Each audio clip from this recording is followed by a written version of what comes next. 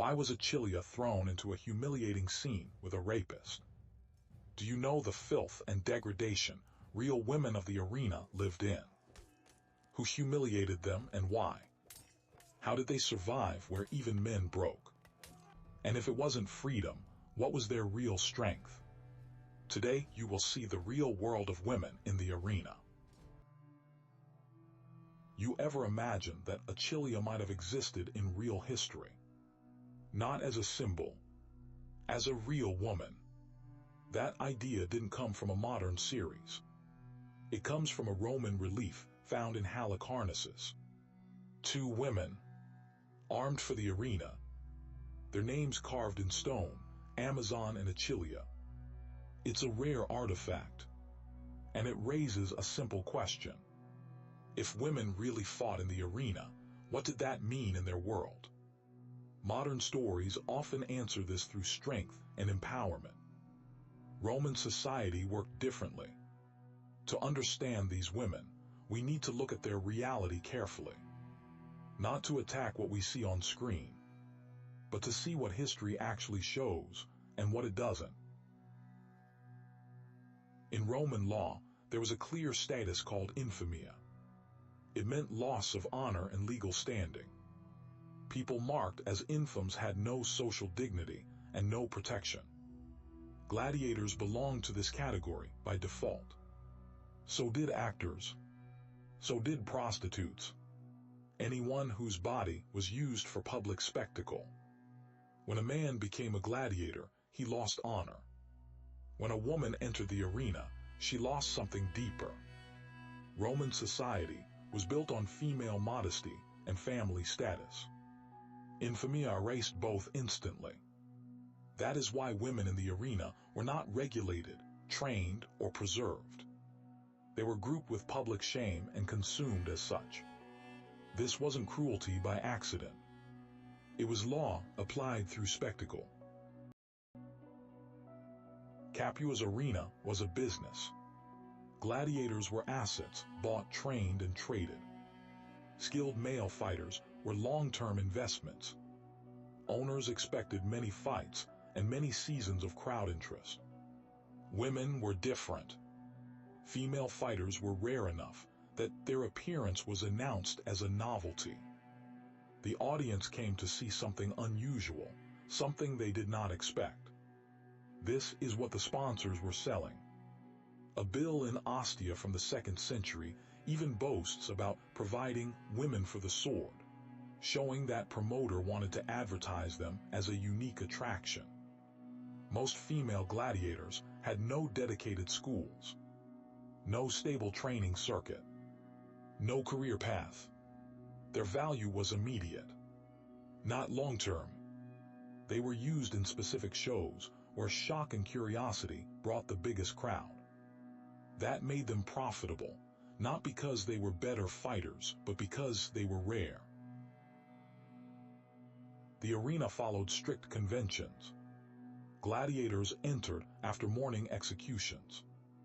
Male fighters stood in ranks of categories, Murmillo against Threeks, or Retiarius against Secutor, each style matched for balance.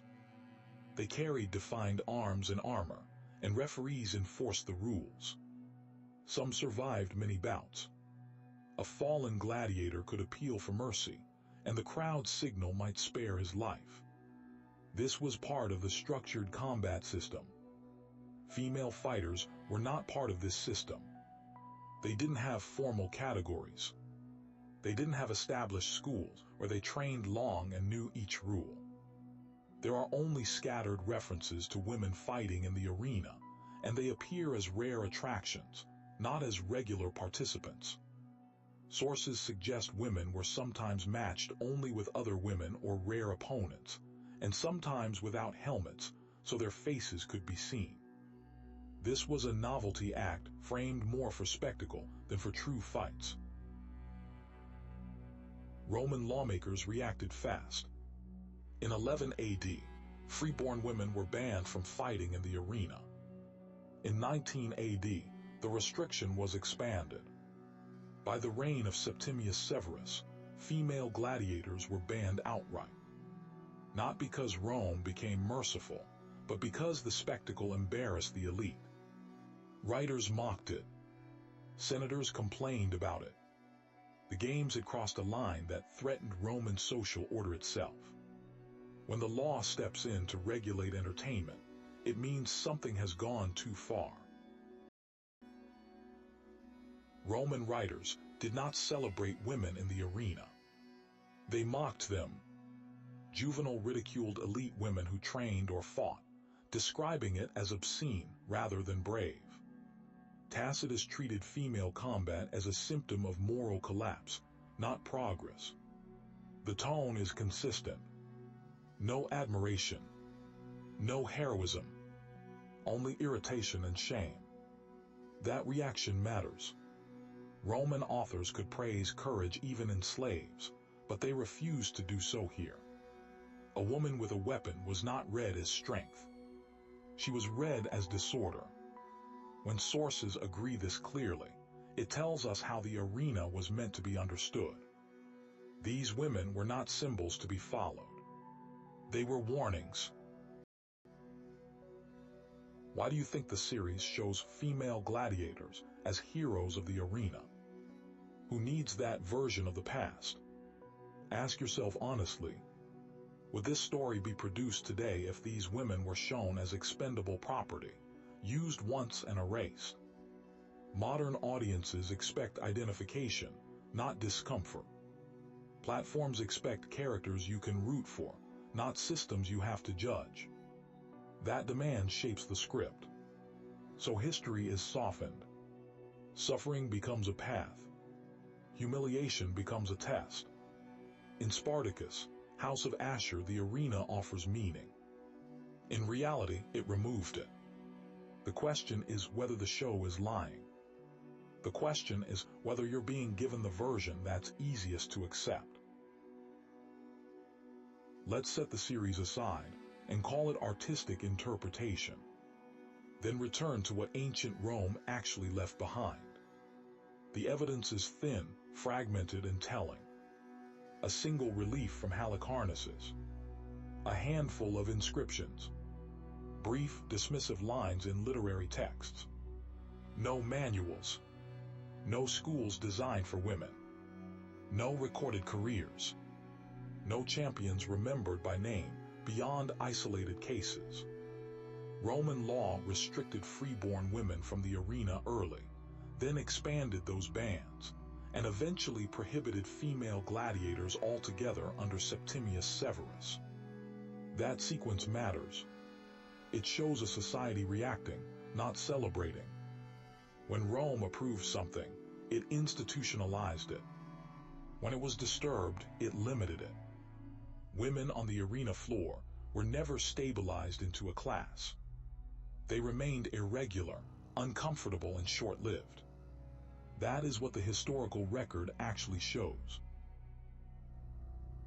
In ancient Rome, a woman's value was tied to order, family, modesty, lineage. Her public role was limited by design, not by weakness, but by social structure. A woman who stepped outside that structure was not admired, she was erased. That is why a woman in the arena felt so disturbing to Romans. Not because she fought, but because she broke the logic of their world. Today, women are read differently. Strength is visibility. Resistance is virtue. Transgression is framed as courage. That shift changes how stories are told. The same act, a woman taking up arms, carries opposite meanings. For Rome, it signaled collapse.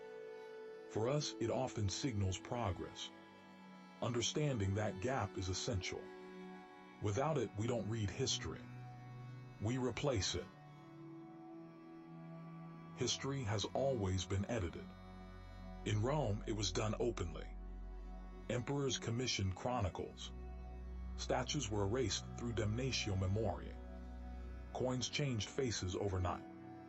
Under Augustus, poets and historians framed civil war as restoration and order as destiny. The mechanism was simple: control the story, control memory. What didn't fit the image was minimized, mocked, or removed. Today the tools are different, but the logic is the same. Platforms commission narratives that align with audience demand. Discomfort is softened. Systems are personalized. Victims become heroes because heroes sell. This isn't a conspiracy. It's incentive. Rome shaped memory to preserve power. We reshape it to preserve engagement. Different eras, same instinct. So how should we read a series like Spartacus, House of Ashur, and a character like Achillia? As a historical analogy, or as artistic fiction shaped by modern trends? Is this kind of story created because someone orders it, or because audiences slowly teach platforms what they want to see? Maybe it's not a single hand guiding the narrative, but a current that forms on its own. History gives us fragments. Entertainment fills the gaps. The danger starts when the fill replaces the fragment. Watch the series for what it is: drama, symbols, emotion. But don't confuse that with how ancient Rome actually worked. And now I want to hear you. Do you see Achillia as a reflection of history or a mirror of our time? Write your opinion in the comments. And if you want more documentaries that separate fact from fiction, subscribe to the channel.